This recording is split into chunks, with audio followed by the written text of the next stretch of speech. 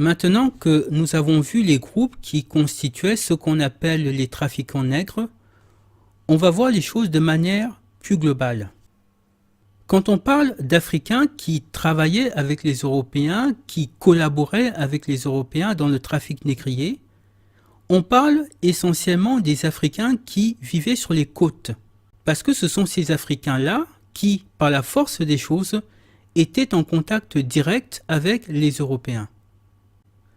Les Européens avaient construit des forts sur les côtes pour en faire leurs quartiers généraux.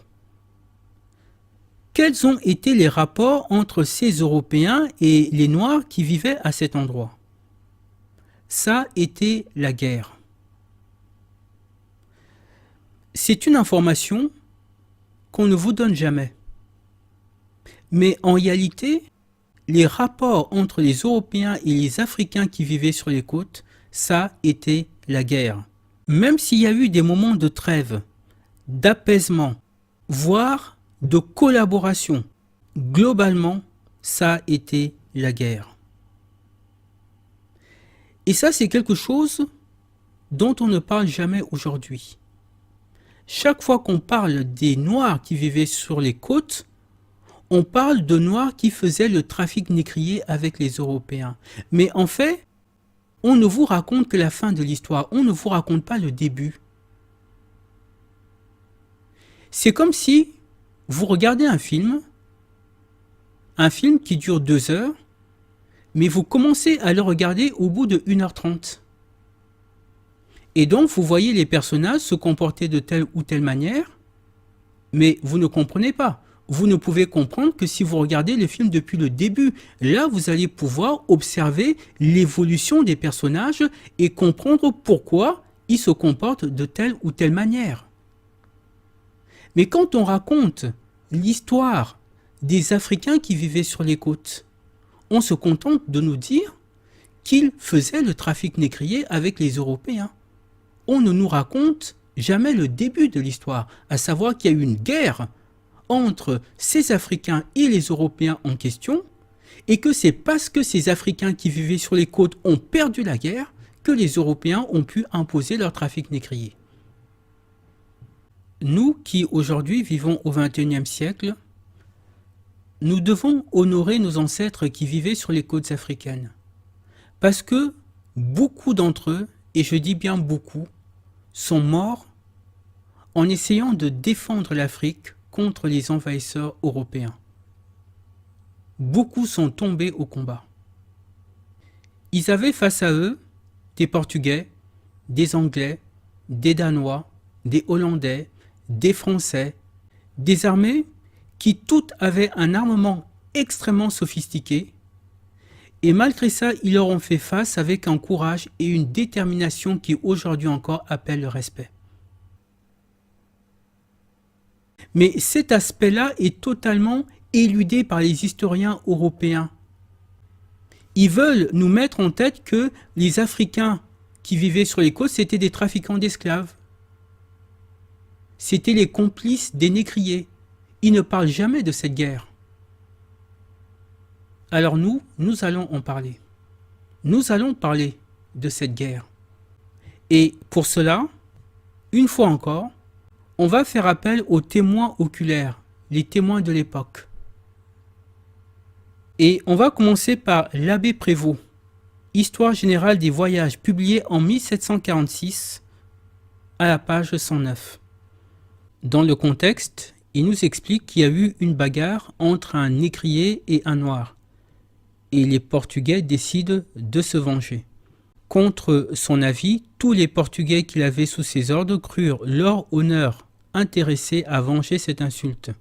Il descendit avec 130 hommes qui composaient la fleur de sa troupe et fondant sur un misérable village, il y enleva quelques enfants et quelques bestiaux.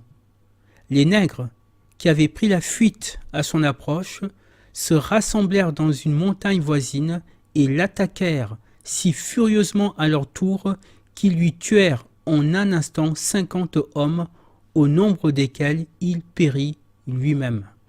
Donc là, les forces portugaises attaquent un village africain et ils capturent des enfants.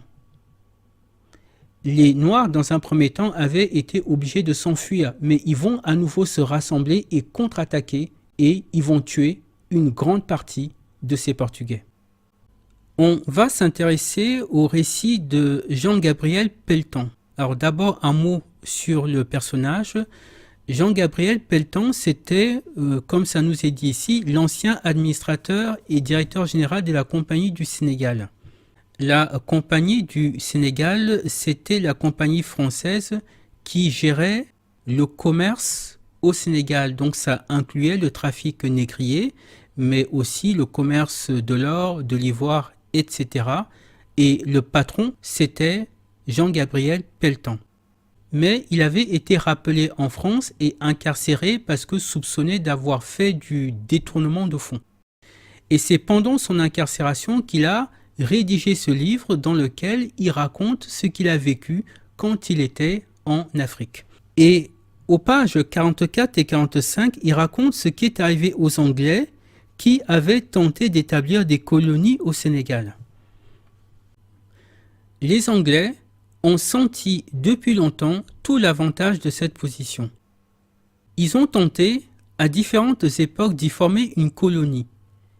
Les premiers essais ne furent pas heureux. Ils l'avaient d'abord composé de gens condamnés au bannissement ou à toute autre flétrissure sociale. On avait associé à ces hommes repris par la justice des femmes de mauvaise vie. L'immoralité de cette composition avait nui à la prospérité de la colonie naissante. Et l'on assurait en 1790, époque où l'auteur de ce mémoire était encore en Afrique, que les colons anglais avaient presque tous disparu de cette terre.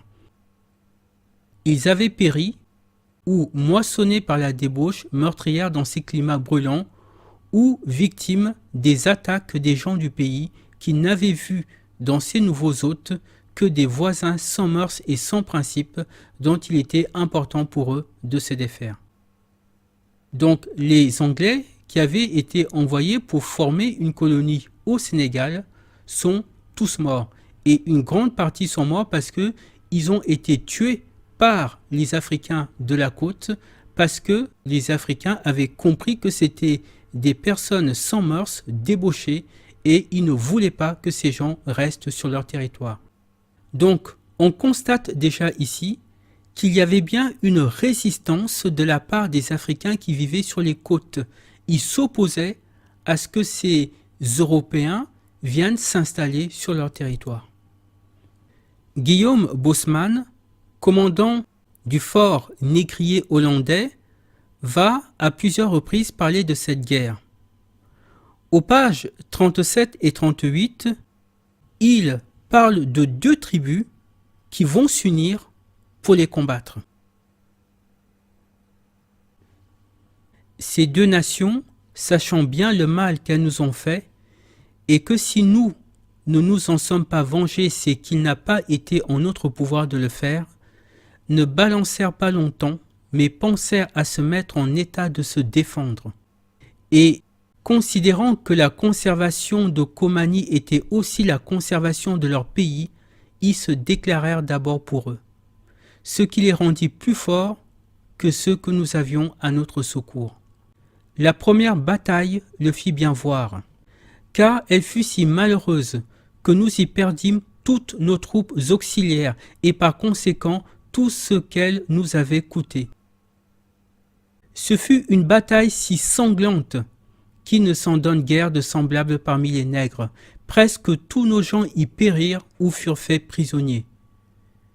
Ce qui nous réduisit dans un état pitoyable, ne sachant de quel côté nous tourner, parce que nous nous étions rendus ennemis la plupart des pays voisins qui étaient peu puissants.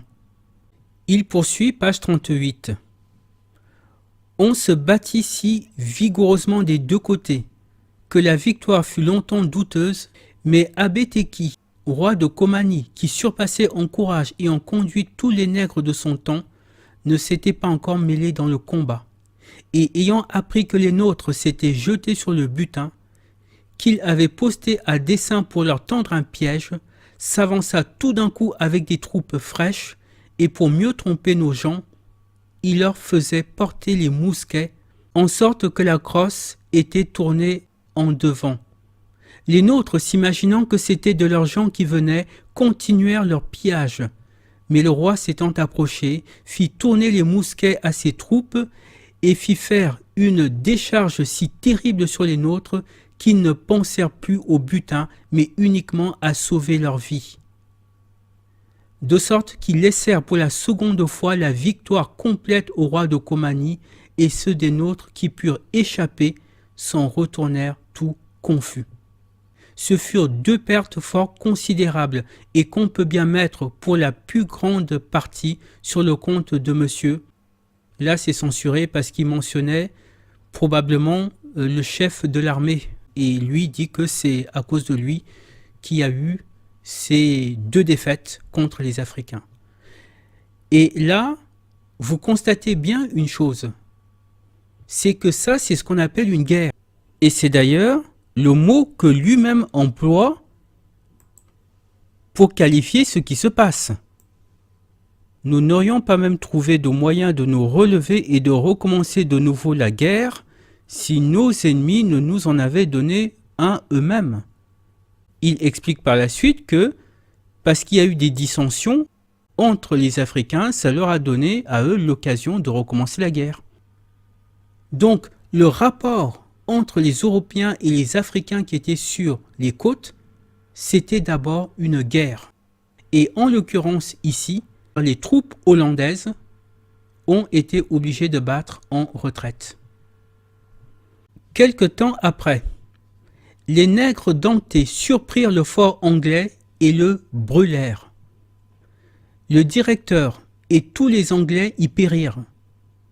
Les nègres pillèrent toutes leurs marchandises et ôtèrent aux Blancs tout ce qu'ils avaient. Il est présentement tout ruiné, sinon que les murailles des côtés sont encore debout, de sorte que nous sommes seuls les maîtres de cet endroit, mais nous n'y avons pas grand avantage. Le négoce y était fort bon l'année passée, et on y apportait beaucoup d'or, ce que les Anglais ayant appris, ils ont tâché à plusieurs reprises de rebâtir leur fort, mais les nègres dentés les en ont toujours empêchés. Donc chaque fois que les Anglais essayaient de reconstruire leur fort négrier, les Noirs les en empêchaient. Page 31 à 33, il va raconter que les Noirs vont attaquer son propre fort à lui, le fort dont il était le commandant. L'année 1695 sera une preuve de ce que je dis, car nos ennemis l'attaquèrent la nuit. Notez bien l'expression « nos ennemis ». C'est pas nos clients, c'est pas nos associés commerciaux. Il parle ici des Noirs. Ce sont leurs ennemis. On parle bien ici d'une guerre. Car nos ennemis l'attaquèrent la nuit lorsque j'y commandais. Et quoique je n'eusse pas 20 hommes de garnison, dont il y en avait à peine la moitié en état de défendre le fort, je les contraignis de se retirer avec perte après nous être battus 5 heures. Je n'eus que 2 blessés, ce qui est non seulement surprenant, mais aussi une preuve visible que Dieu nous conservait. Je ne suis pas aussi catégorique que lui sur ce point. Car la plupart des canonnières étaient ouvertes et les nègres faisaient tant de décharges de leurs mousqueries qu'on eût dit qu'il pleuvait des balles. Le bâton du pavillon, quoiqu'il ne tint pas beaucoup de place, avait déjà reçu quelques balles. Et les petites fenêtres des canonnières fermées étaient toutes percées à jour. D'où vous pouvez juger, monsieur, avec quelle vigueur il nous attaquait. Je vis même qu'il voulait fendre la porte avec une hache, mais quand nous eûmes tué celui qui allait l'entreprendre, les autres se retirèrent.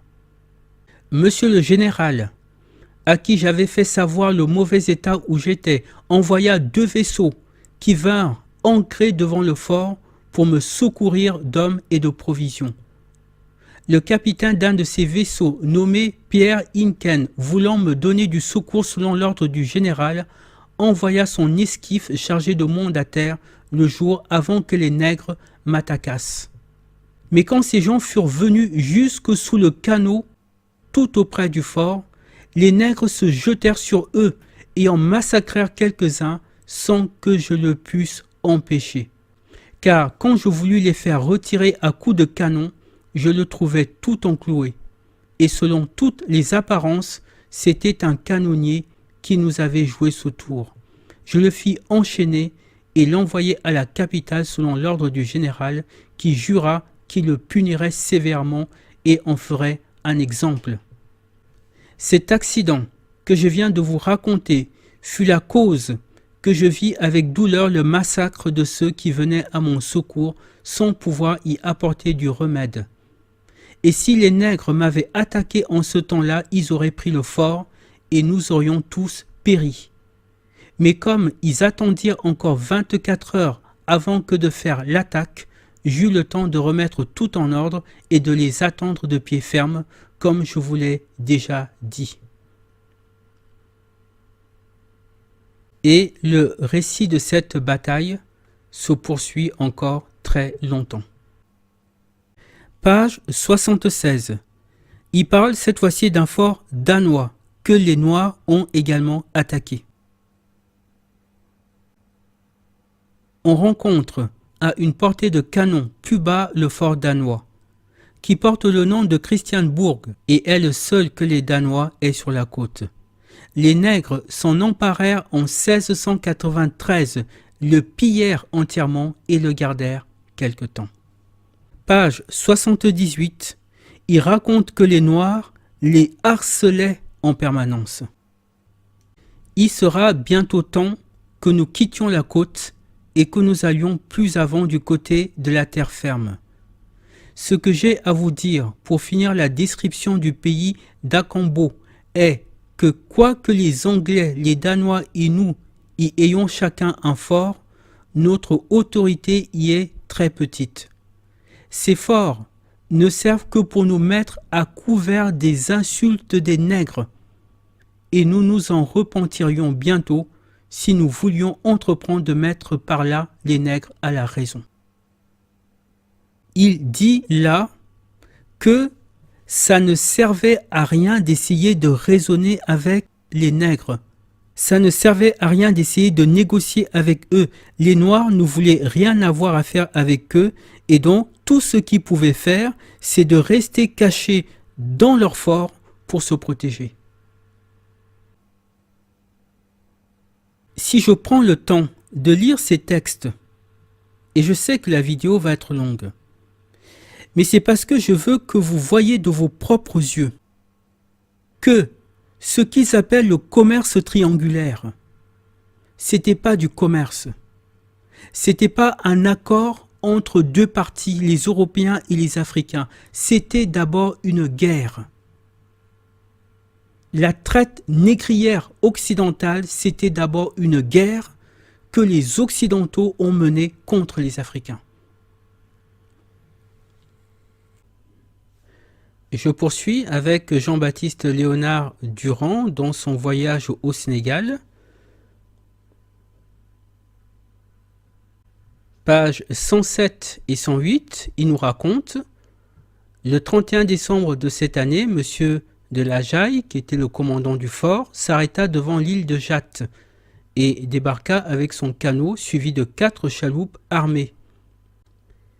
Il trouva d'abord 5 à 6 nègres occupés à garder des bestiaux qui étaient sur la grève.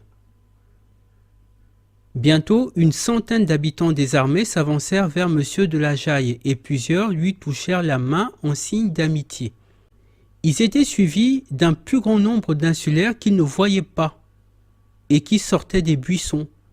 Il en fut attaqué subitement, saisi par le corps et les jambes, et il ne dut son salut qu'à sa force.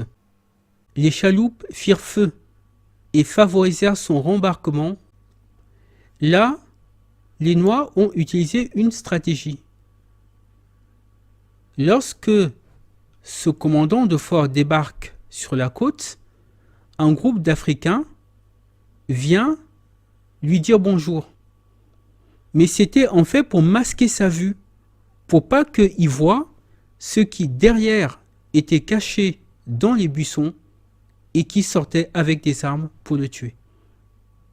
Ralph Randolph Gurley, dans Life of G.O.D., raconte cette guerre entre les Africains des côtes et les négriers américains.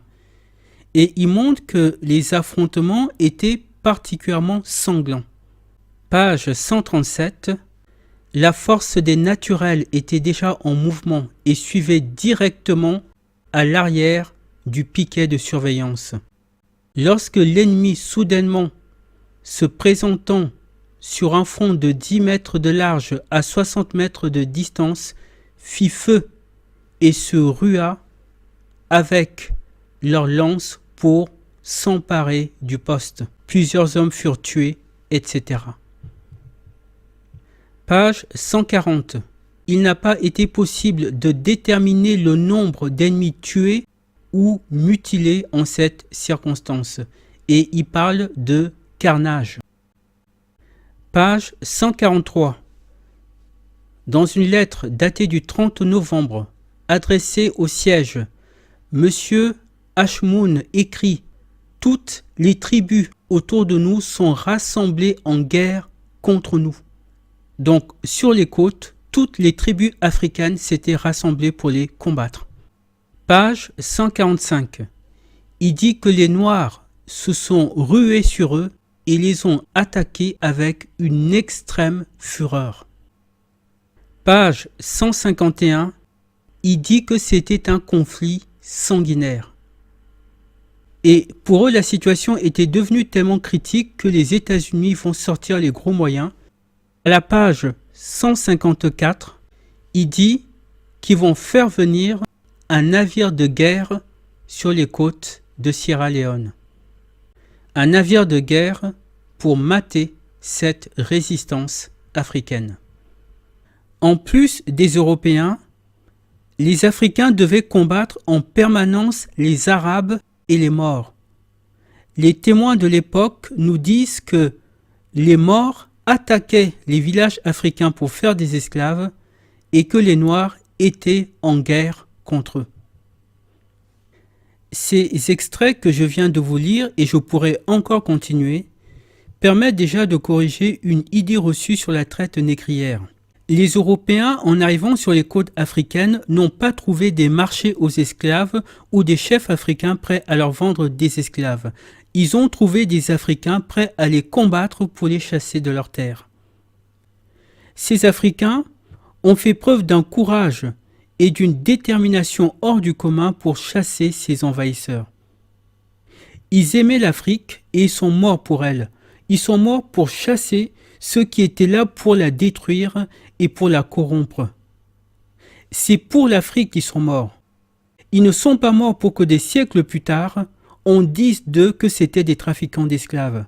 Ils sont morts pour que l'histoire sache et pour que nous, leurs descendants, sachions qu'il y a des Africains qui ont combattu et qui sont tombés pour l'intégrité, pour les valeurs et pour l'honneur de l'Afrique.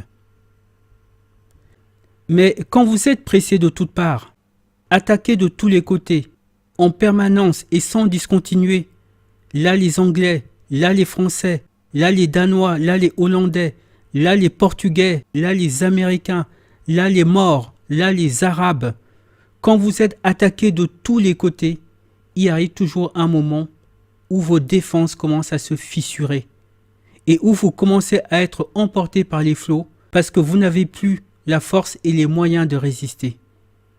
Les Africains ont perdu cette guerre contre les Européens et c'est pour ça que le commerce des esclaves a pu s'imposer sur les côtes africaines.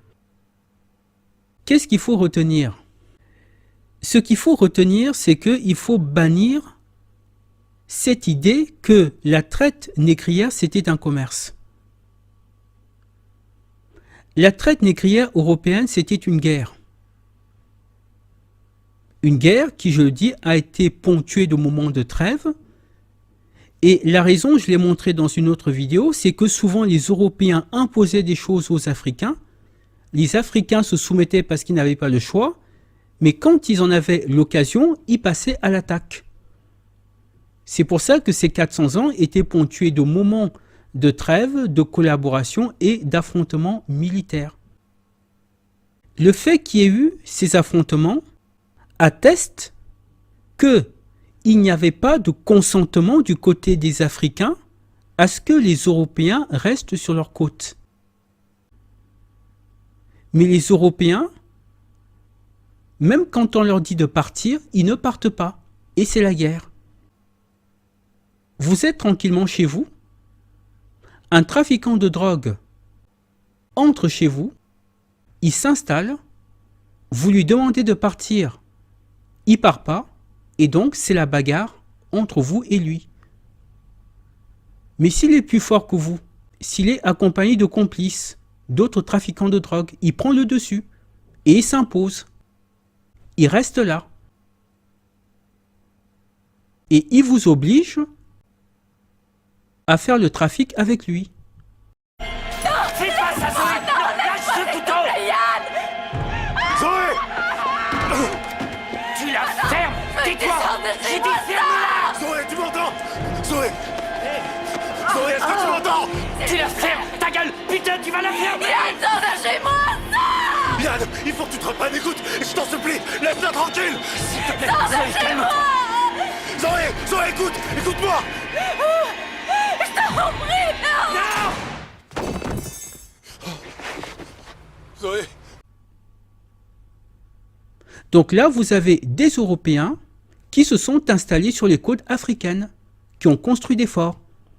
Et quand les Africains leur disent de partir, ils partent pas. Et donc, c'est la guerre.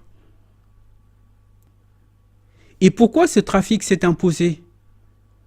Parce que ces Européens avaient une supériorité militaire et technologique. Et c'est grâce à cette supériorité qu'ils se sont imposés sur les côtes africaines, qu'ils ont soumis les Africains et qu'ils ont dès lors imposé leur trafic négrier. Quelles vont être au final les conséquences pour les Africains installés sur les côtes? Certains vont poursuivre la résistance tout au long des 400 ans, mais d'autres vont être soumis. Et à ce moment-là, les Européens vont appliquer leurs règles, une règle qu'ils ont imposée à tous les peuples premiers qu'ils ont dominés. L'assimilation ou la mort. Soit vous devenez comme nous et faites du commerce avec nous, soit vous disparaissez de la surface de la terre. Et c'est ce qu'il va se passer. Il y a des populations sur les côtes africaines qui ont été massacrées et d'autres qui, par la force des choses, sont devenus les auxiliaires des Européens. Et à partir de là, on a observé la transformation de ces Africains qui vivaient sur les côtes. Tous les témoins de l'époque ont observé une différence comportementale notable entre les Africains de la côte et les Africains de l'intérieur des terres, c'est-à-dire entre les Africains qui étaient au contact des Européens et les Africains qui n'étaient pas en contact avec eux. Pour établir ce point, là encore, je vais faire appel aux témoins oculaires de l'époque, à commencer par, une fois encore, Jean-Baptiste Léonard Durand, mais cette fois-ci aux pages 374 et 375. Un des traits distinctifs du caractère de ces peuples, excepté de ceux qui habitent le long des côtes et pour lesquels le commerce a créé des besoins et des jouissances, c'est une grande indifférence pour les richesses. Aussi, l'hospitalité est-elle une vertu commune parmi eux? Leurs maisons sont ouvertes aux heures des repas. Les voyageurs, riches ou pauvres, peuvent entrer, manger et boire avec la famille. Ils peuvent séjourner s'ils en ont besoin, et tout le temps qu'ils veulent, eux, leur monture et leur suite. Tout le monde est bienvenu, bien traité, sans qu'il en coûte rien aux voyageurs. Celui qui ne partagerait pas avec ses parents, ses amis et ses voisins les produits de la chasse ou de la pêche s'attirerait le mépris public. Vous voyez ici que ce négrier confirme ce que j'expliquais dans une vidéo précédente sur ce qu'était l'esclavage en Afrique, sur le fait qu'il n'y avait pas de pauvreté, pas de mendicité en Afrique, pas d'hôtel, pas d'auberge, parce que les Africains partageaient tout, les Africains se logeaient entre eux gratuitement. On a ici un autre témoignage d'un écrier de l'époque qui le confirme encore. Mais il dit quelque chose ici. Il dit que c'est un trait caractéristique des peuples africains. Mais il dit excepté ceux qui habitent le long des côtes. C'est-à-dire que les Africains qui vivaient sur les côtes ne se comportaient plus de la même manière que les Africains qui vivaient à l'intérieur des terres. Et pourquoi? Il dit parce que, et pour lesquels le commerce a créé des besoins et des jouissances. C'est-à-dire que les Africains qui vivaient sur les côtes ont été corrompus au contact des Européens, contrairement aux autres Africains qui ne s'intéressaient pas du tout aux richesses. Xavier Ménard Goldberry, page 156. Lui, je rappelle que c'était le conseiller du roi Louis XVI, envoyé pour explorer l'Afrique. Je ne me livrerai pas ici à beaucoup de détails sur les mœurs et les coutumes des nègres et des mulâtres de l'île du Sénégal, dont je ne puis parler que sommairement. Ils n'offrent d'ailleurs rien de bien extraordinaire et se ressentent de l'influence des mœurs européennes. C'est dans les terres qu'il faut observer les nègres. Dans l'île du Sénégal, ils n'ont plus ni leur simplicité, ni leurs habitudes naturelles. Donc, il fait ici une distinction entre les Noirs qui vivaient sur les colonies européennes et les Noirs qui vivaient à l'intérieur des terres. Il dit que pour véritablement savoir comment sont les Africains, eh bien, il faut aller à l'intérieur des terres. Parce que les autres, ceux qui sont au contact des Européens, il dit ici qu'ils n'ont plus ni leur simplicité, ni leurs habitudes naturelles. Parce que il y a l'influence des mœurs européennes. À la page suivante, page 157, il dit que ces Noirs-là, au contact des Européens, avaient tous adopté des noms européens. Voilà d'où il est arrivé qu'au Sénégal, à Gorée, à Saloum, dans la Gambra et sur toutes ses côtes, jusqu'au Cap de Palme, on rencontre beaucoup de mulâtres et de nègres qui portent des noms français, anglais et portugais. Donc ces Noirs qui vivaient sur les côtes avaient adopté des noms européens. C'étaient des Noirs qui avaient été assimilés et qui donc avaient perdu leur africanité pour adopter les mœurs, les coutumes, les valeurs et les noms des Européens. Donc, si parmi ces Noirs assimilés, certains ont participé au trafic négrier, il ne faut pas s'en étonner, puisque ce n'étaient plus des Africains, puisqu'ils avaient renoncé à leur africanité, de gré ou de force, pour adopter les mœurs des Européens qui, eux, étaient des négriers et des esclavagistes. Donc, je répète ce point parce que c'est très important.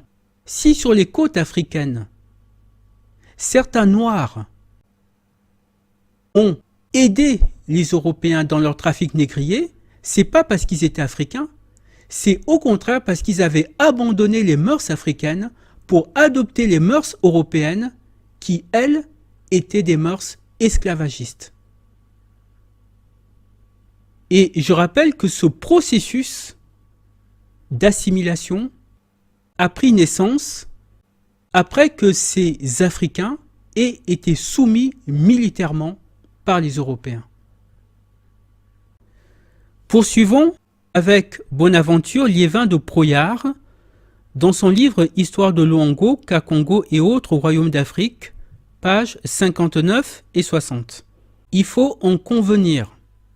Ceux qui habitent le long des côtes et les seuls qui fréquentent les Européens paraissent enclins à la fourberie et au libertinage.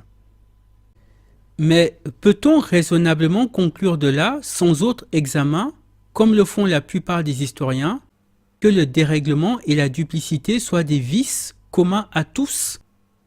Et il explique par la suite qu'il ne faut pas conclure que le comportement des Africains qui sont sur les côtes, c'est le comportement de l'ensemble des Africains. Parce qu'il dit que les historiens européens font cette erreur-là.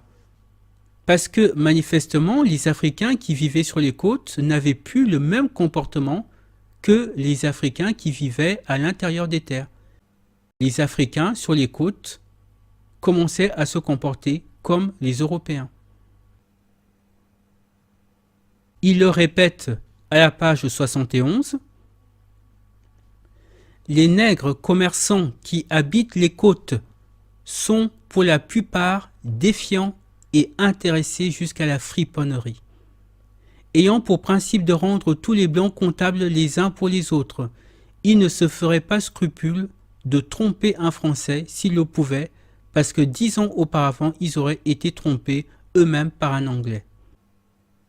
Mais la rapine et la duplicité ne sont nullement du caractère de la nation. On remarque au contraire que ceux qui habitent l'intérieur des terres joignent à beaucoup de droiture et de franchise un désintéressement qu'on pourrait appeler excessif. Ils pratiquent à la lettre le conseil de l'Évangile de ne point s'inquiéter pour le lendemain. Ils ne pensent pas même que la nourriture et le vêtement puissent jamais leur manquer. Toujours, ils sont prêts à partager le peu qu'ils ont avec ceux qui savent être dans le besoin. S'ils ont été heureux à la chasse ou à la pêche et qu'ils se soient procuré quelques pièces rares, ils courent aussitôt en donner avis à leurs amis et à leurs voisins en portant leur part. Ils aimeraient mieux s'en priver eux-mêmes que de ne pas leur donner cette marque d'amitié. Le reproche d'avarice est un des plus sensibles qu'on puisse faire à quelqu'un, comme on ne saurait le flatter plus agréablement qu'en faisant l'éloge de sa facilité à donner et en disant de lui que c'est une main toujours ouverte. Ils appellent les Européens des mains fermées parce qu'ils ne donnent rien pour rien. Donc là, il fait une nette distinction entre les Africains qui vivent sur les côtes et qui sont devenus aussi cupides que les Européens, avec les Africains qui vivent à l'intérieur des terres et qui eux sont totalement désintéressés et partagent tout, de sorte que personne n'est dans le besoin. L'abbé Laffitte, Le pays des nègres et la côte des esclaves, publié en 1876. Page 188. Il pose la question suivante. Si le commerce doit régénérer à lui seul l'Afrique, comment donc se fait-il que les nègres du littoral qui vivent en contact avec les Européens, qui trouvent dans les factoreries un écoulement facile de leurs marchandises, soient pires que leurs frères qui habitent le désert? Au su de tous ceux qui ont longtemps habité l'Afrique, le nègre, en relation avec le trafic d'Europe, a gardé tous les vices inhérents à sa nature, auxquels il a ajouté la variété si nombreuse des vices des peuples civilisés. Donc il pose cette question-là. Comment se fait-il que les Noirs qui sont au contact des Européens soient pires que les autres? Ces passages que je prends le temps de vous montrer sont très importants. Je sais que la vidéo va être longue, mais vous pourrez la regarder en plusieurs fois. Mais ces passages sont importants. Parce qu'ils mettent en évidence ce qui se passe quand des Africains abandonnent les valeurs africaines pour adopter les valeurs des peuples étrangers.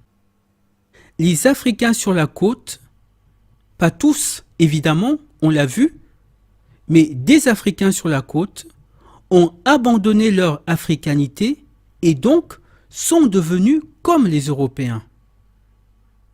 Et donc, je le répète car c'est capital, si certains de ces Noirs de la côte ont aidé les Européens dans leur trafic négrier, c'est pas parce qu'ils étaient africains, c'est parce qu'ils avaient abandonné leur africanité pour adopter les valeurs, les principes, les habitudes, les pratiques des Européens qui, eux, étaient des négriers. Parce que le trafic d'esclaves, ce n'est pas une pratique africaine. L'abbé Raynal, dans le tome 3 de l'histoire philosophique et politique, tient des propos à peu près similaires à la page 139. On n'est pas moins surpris qu'il soit désintéressé. Alors, le terme désintéressé, c'est vraiment un terme qui revient souvent dans la description du caractère des Africains de l'époque. Désintéressé, comme je l'expliquais dans la vidéo sur l'esclavage, c'est la définition de l'amour agapé. C'est le fait de faire quelque chose sans rien attendre en retour. Et tous ceux qui décrivent le caractère des Africains à cette époque-là reprennent souvent le terme désintéressé. À l'exception des côtes où nos brigandages ont formé des brigands. Donc lui encore montre qu'il y a une distinction entre les Africains de la côte et les autres. Pourquoi ? Parce qu'il dit que les brigandages des Européens ont transformé ces Africains en brigands. Il règne partout, donc dans l'Afrique en règle générale, une grande indifférence pour les richesses. Rarement les plus sages même songent-ils au jour qui doit suivre. Aussi, l'hospitalité est-elle la vertu de tous. Celui qui ne partagerait pas avec ses voisins, ses parents et ses amis ce qu'il rapporterait de la chasse ou de la pêche, s'attirerait le mépris public. Le reproche d'avarice est au-dessus de tous les reproches. On le fait aux Européens qui ne donnent rien pour rien en les appelant des mains fermées. Donc lui aussi reprend cette expression. Tel est le caractère général des peuples de la Guinée. Et il précise quelque chose à la page 144. Il parle ici du commerce qui se pratiquait en Guinée. C'est ce qu'il dit là sur la marge. À quoi se réduisait anciennement le commerce dans la Guinée? Et il dit en Guinée, le commerce n'a jamais pu faire une grande révolution dans les mœurs. Il se bornait autrefois à quelques échanges de sel et de poissons séchés que consommaient les nations éloignées de la côte. Elles donnaient en retour des pièces d'étoffe faites d'un fil qui n'est autre chose qu'une substance ligneuse collée sous l'écorce d'un arbre particulier à ces climats, etc. Il précise que avant, le commerce chez les Africains en Guinée, c'était des échanges de sel, de poissons, d'étoffes, etc. Il ne mentionne pas de commerce d'esclaves. Parce que quand on consulte les mœurs des Africains avant l'arrivée des Européens, on constate que le commerce des esclaves ne faisait pas partie de leurs échanges. Il n'y avait pas de commerce d'esclaves entre les Africains. Ce sont les Européens qui vont imposer ce trafic aux Africains. Poursuivons avec Édouard Guillaumet, auteur du livre Le Soudan en 1894, La vérité sur Tombouctou. Édouard Guillaumet était un publiciste du 19e siècle. C'est ainsi qu'on appelait à l'époque les journalistes. Et voici ce qu'il dit aux pages 116 et 117. Si, même de notre temps, nous avons chez eux trouvé de la résistance, notez ici qu'il dit qu'à la fin du 19e siècle, il y avait encore de la résistance de la part des Africains. Il n'en faut point chercher d'autres raisons que dans notre situation respective entre nations européennes. Nous avons en effet, en nous établissant en Afrique, apporté dans nos voisinages les mêmes haines, les mêmes ambitions, les mêmes jalousies qu'en Europe. Et nous avons fait des peuplades conquises une partie intégrante de nos éternelles divisions. Nous apprenons au noir la guerre contre notre ennemi, et quand l'un de nous fait un pas en avant, nous lui armons le bras pour nous arrêter.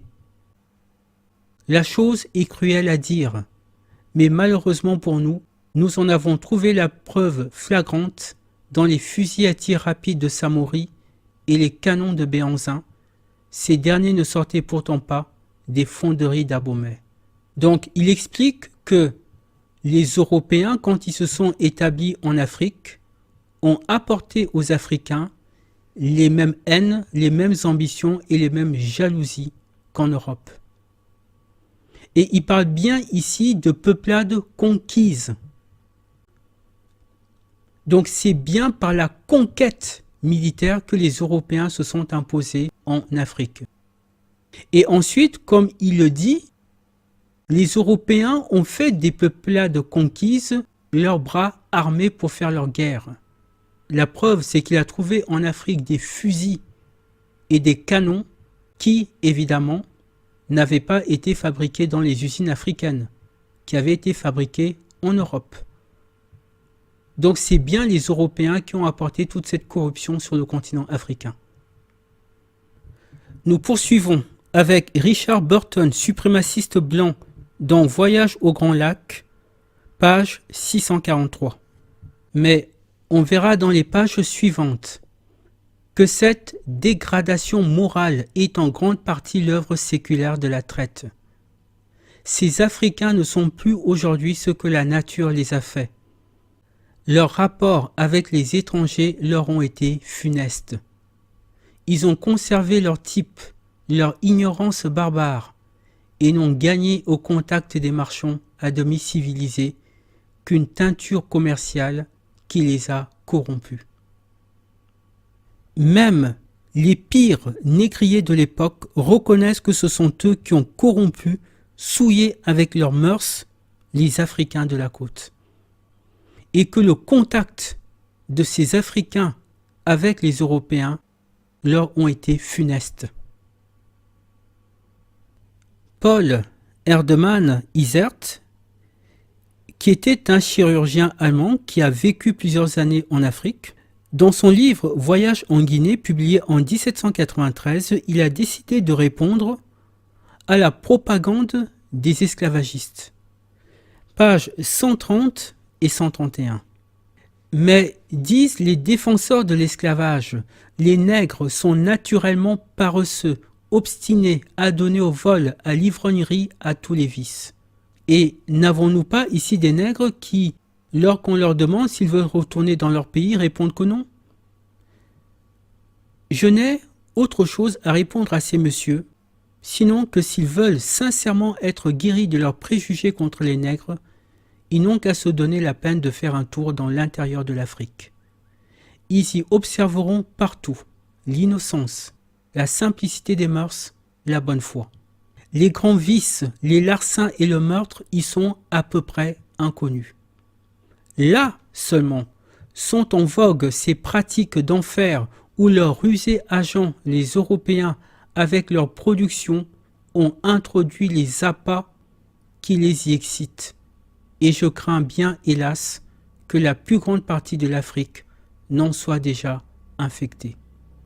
Donc, lui répond à cette propagande que quand on va en Afrique, et lui sait de quoi il parle parce qu'il a vécu plusieurs années en Afrique, il dit que quand on va en Afrique, ce qu'on constate, c'est que là-bas, les vices, les vols et les meurtres sont quasiment inconnus. Il n'y a pas ça en Afrique. Et que quand un Africain commet ce genre de pratique, on constate que c'est toujours un Africain qui a été au contact des Européens, qui est sous l'influence des Européens. Et il ajoute qu'il pense que malheureusement, une grande partie de l'Afrique commence déjà à être infectée. Pourquoi est-ce qu'il emploie le terme infecté? Il parle ici d'une contamination. Pourquoi est-ce qu'il emploie cette comparaison? Parce que lui, c'est un médecin. C'est un médecin. Et il est en train d'expliquer que progressivement, les Européens sont en train de contaminer l'Afrique avec leurs vices. Et c'est une constatation que tous les témoins de l'époque ont faite. Les Européens, ce sont les marcheurs blancs. Tous les peuples qu'ils ont touchés sont devenus comme eux. Et quand ils ont touché les Africains des côtes, ceux-ci ont adopté des pratiques malhonnêtes, cupides, qui jusque-là leur étaient totalement inconnues. L'abbé Raynal le confirme dans son Histoire philosophique et politique à la page 135. Il dit que les peuples africains ne sont pas intéressés par tout ce qui est conquête, invasion, domination, etc.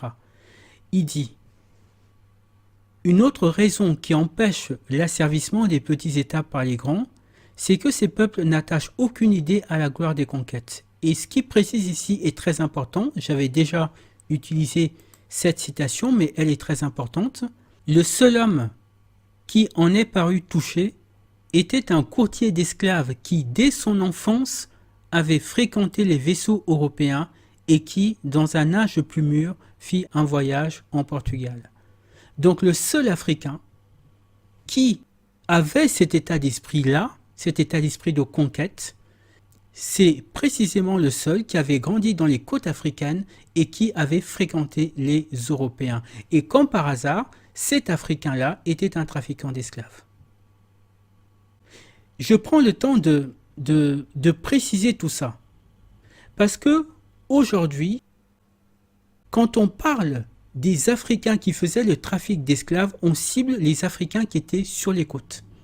Mais quand on reprend le témoignage des gens de l'époque, ils nous disent que si les Africains des côtes se comportaient comme ça, c'est parce qu'ils étaient au contact des Européens. Parce que quand on compare leur comportement avec celui des Africains qui, eux, n'étaient pas au contact des Européens, on voit une nette différence. Paul Erdmann Isert, le médecin allemand, poursuit à la page 131. La note.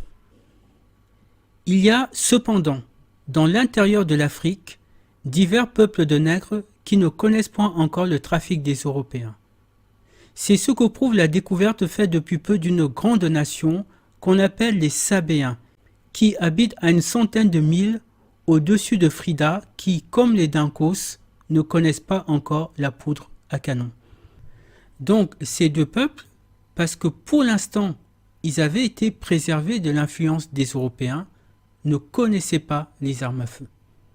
L'abbé Grégoire, dans De la littérature des nègres, dit à la page 44 « Je ne suis pas surpris de lire dans Beaver, certainement ami des nègres, et qui, dans son African Memoranda, se répand en éloges sur leurs vertus natives et leurs talents. J'aimerais mieux introduire chez eux un serpent à sonnette qu'un nègre qui aurait vécu à Londres. » Cette phrase exagérée, et qui n'est pas un compliment flatteur pour les Blancs, indique ce que deviennent des individus à qui on inculque tous les genres de dépravation sans leur opposer un seul frein qui en amortisse des funestes résultats. Donc cet auteur explique qu'il vaut mieux introduire en Afrique un serpent à sonnette plutôt qu'un Africain qui a vécu à Londres. Parce qu'un Africain qui vit au milieu des Européens absorbe tous les vices des Européens. Et quand il retourne en Afrique, il ramène avec lui cette corruption. Et c'est ainsi que tout un peuple qui était vertueux, innocent, désintéressé, commence progressivement à plonger dans la dépravation. C'est le principe du sanctuaire qui est souillé, comme je l'expliquais dans une autre vidéo. Il poursuit à la page 116 en montrant lui aussi la différence entre les Africains des côtes qui étaient au contact des Européens et les Africains qui, eux, n'étaient pas au contact des Européens. Dans une histoire de Luango, on lit que si les nègres habitant des côtes et fréquentant les Européens sont enclins à la fourberie, au libertinage, ceux de l'intérieur sont humains, obligeants, hospitaliers. Cet éloge est répété par Golbery. Il se récrie contre la présomption avec laquelle les Européens méprisent et calomnient ces nations que nous appelons si légèrement sauvages, chez lesquels on trouve des hommes vertueux, vrais modèles de tendresse filiale, conjugale et paternelle, qui connaissent tout ce que la vertu a d'énergique et de délicat.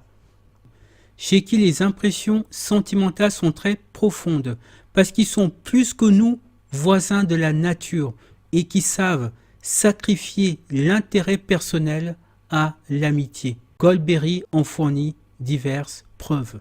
Donc il atteste ici que les Africains de l'intérieur de l'Afrique étaient des gens extrêmement vertueux, remplis de qualité, sauf les habitants des côtes qui, eux, fréquentaient les Européens. Qu'a dit Diderot par rapport à ça?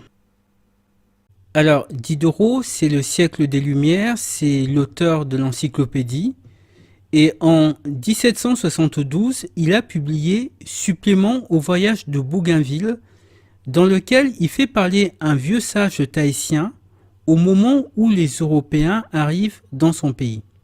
Et ce vieux sage tahitien annonce à son peuple ce qui va se passer désormais, que l'arrivée de ces Européens, c'est le début des calamités.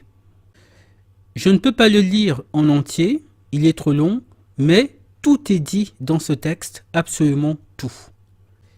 Voici ce qu'il leur dit ici, par exemple. « Pleurez, malheureux ô Tahitiens, pleurez, mais que ce soit de l'arrivée et non du départ de ces hommes ambitieux et méchants. Un jour vous les connaîtrez mieux, un jour ils reviendront, vous enchaîner, vous égorger, ou vous assujettir à leurs extravagances et à leurs vices. Un jour, vous servirez sous eux aussi corrompus, aussi vils, aussi malheureux qu'eux.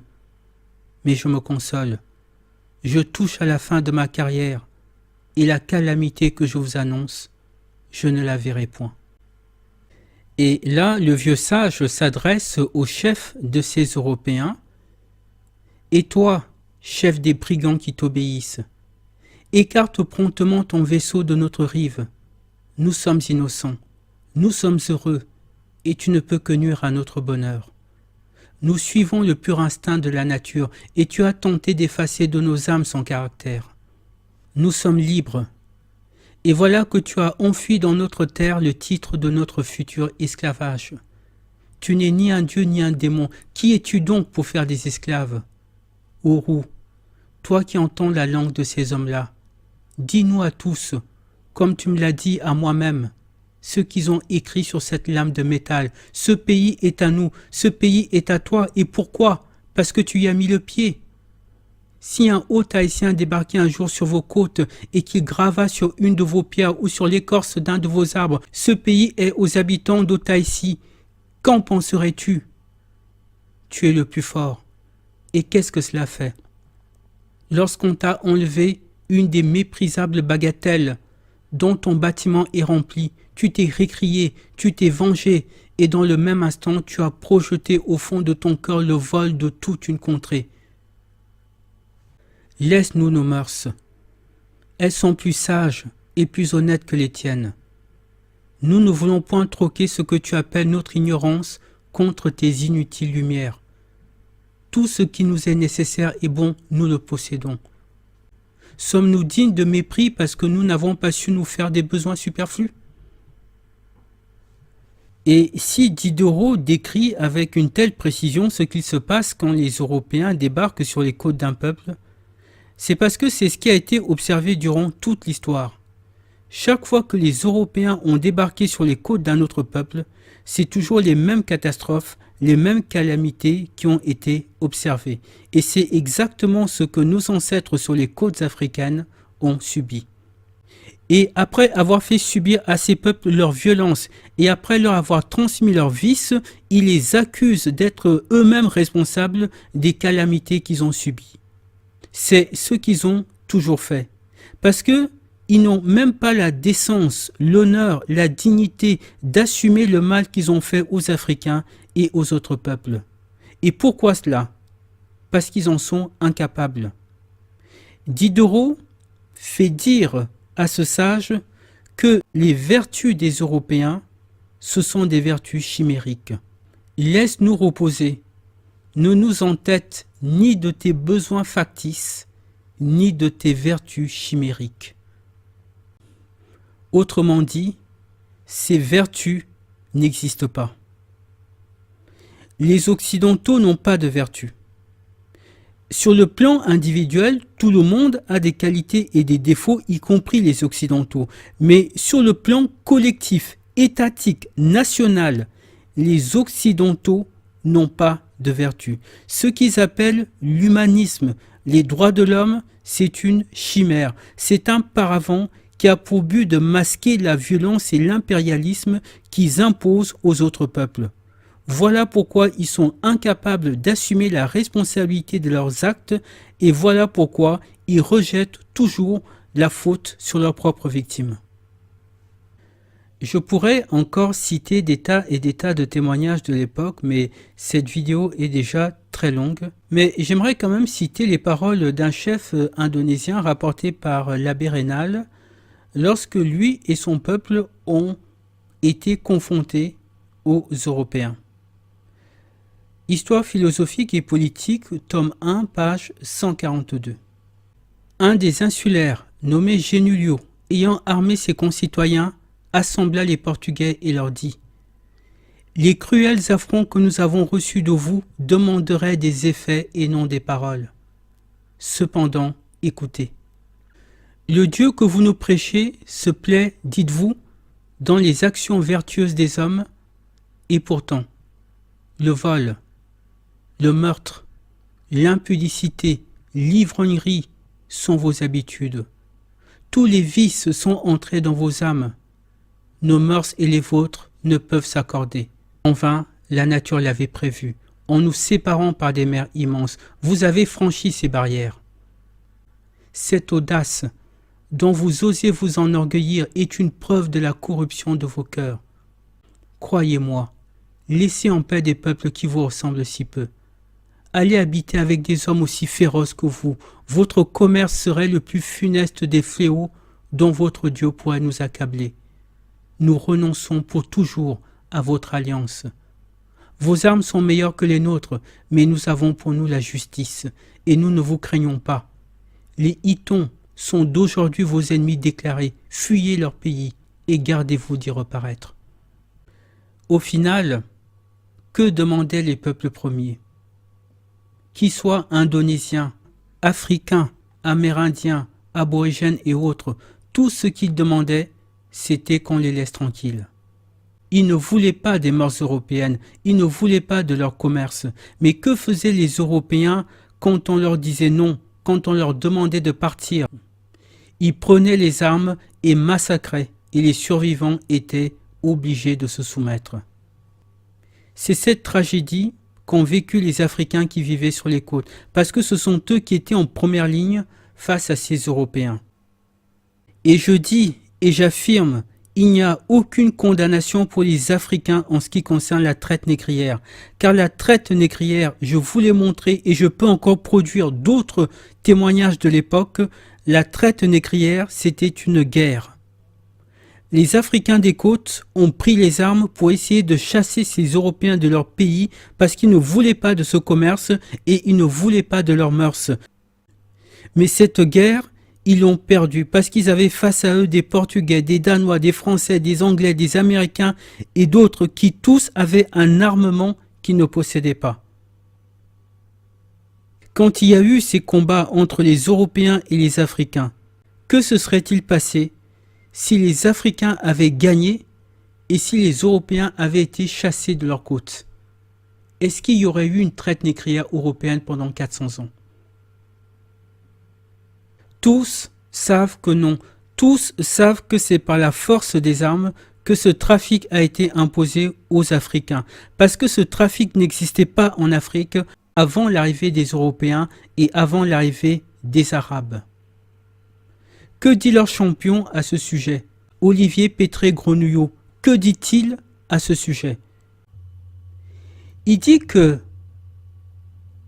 il n'y avait pas de traite en Afrique avant le 7e siècle, c'est-à-dire avant l'arrivée des Arabes. Dans cette édition du journal L'Express, datée du 1er juillet 2005, il répond à la question suivante. Y a-t-il continuité entre la traite antique et la traite moderne? Notons sa réponse. Non, plutôt une discontinuité. Il y avait des esclaves noirs dans tout le monde antique, mais leur nombre était limité et ils provenaient en général de guerre, pas d'un commerce. Alors, je donne une précision ici.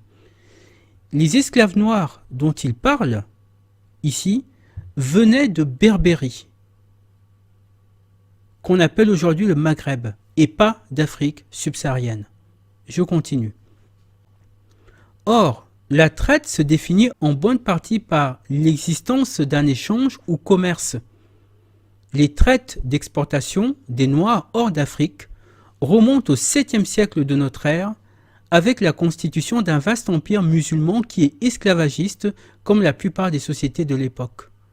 Comme on ne peut réduire un musulman en servitude, on répond par l'importation d'esclaves venant d'Asie, d'Europe centrale et d'Afrique subsaharienne. Il est obligé de le reconnaître parce qu'il n'existe aucun document qui fait état d'un commerce des esclaves en Afrique noire avant l'arrivée des Arabes. Donc, le trafic d'êtres humains, le commerce des esclaves, ce n'est pas une pratique africaine.